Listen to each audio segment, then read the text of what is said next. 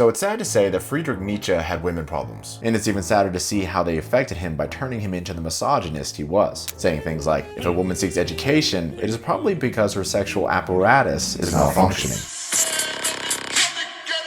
But despite this, he actually had some pretty damn good relationship advice. And so here are the top 4 relationship tips given by Friedrich Nietzsche. Number 1, can you talk to them? In Human All Too Human, Nietzsche writes, when marrying, one should ask oneself this question: do you believe that you will be able to converse well with this woman into your old age? Everything else in marriage is transitory, but the most time during the association belongs to conversation. In other words, when the honeymoon stage fades and the scales fall from your eyes, leaving you with this less than extraordinary image of what effectively became your idol, it's going to be pretty important how you feel about talking to that person, because talking with them is what will make up 99% of what you'll do together. So do you envision that being a pleasant experience for the rest of your life? Number 2, are you good friends with them? Nietzsche observed that the worst relationships lacked a deep, meaningful friendship. In The Gay Science, he conveys that true friendship is characterized by each person bringing out the best attributes they find in the other. Friends, for example, urge you forward and encourage you when you get closer to your goal. And they're excited because when they see you doing that, they're convinced that it's enabling you to reach the better version of yourself. Now, in contrast, Nietzsche expresses that a friend is not merely someone you go to because they make you feel good. Those are in fact anti-friends, people who only tell you what you want to hear. These are the type, in other words, who are not invested in your growth, so they don't care to face the discomfort of critiquing you.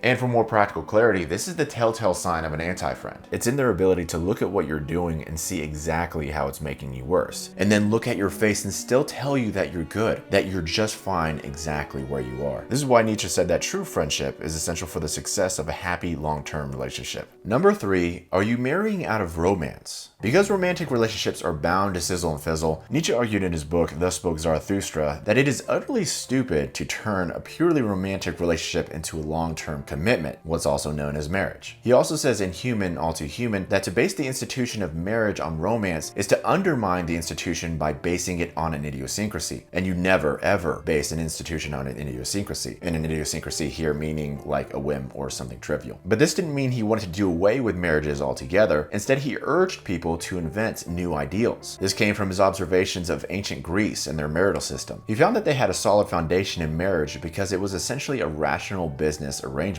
meaning that the roles and responsibilities were clearly defined, where divorce wasn't an option and love wasn't a deciding factor. And so Nietzsche admired marriage in this way because it was a marriage that knew how to be heard above the accidents of feeling, passion, and the distractions of the moment. Now, just for the record, Nietzsche is not saying that you should not have romance with your future partner, but what he is suggesting is that if romance is to be desired, that it should just be found as a fortunate side effect of being together, and not as the foundation for committing your whole life to them. And number 4, are you taking a whip to her? Now, there's some debate on whether this suggestion was meant to be taken literally, but most scholars interpret this as a metaphor. I mean, the dude wasn't that misogynistic. This metaphor appeared in Thus Spoke Zarathustra, and it's getting at the idea of encouraging distance between you and your partner. The goal of this is that you both might preserve your own sense of individuality, and in turn enhance your love with one another. The existential psychotherapist Esther Perel also gives insight to the value of this. She says that love rests on 2 pillars, surrender and autonomy. Our need for togetherness exists alongside our need for separateness. When people become fused, when the 2 become one, connection can no longer happen. There is no one to connect with. Thus, separateness is a precondition for connection. This is the essential paradox of intimacy and sex. Nietzsche also believed that physical distance was important so as not to spoil the mystery and beauty of the feminine. He wrote, "The magic and the most powerful effect of women is, to speak the language of philosophers,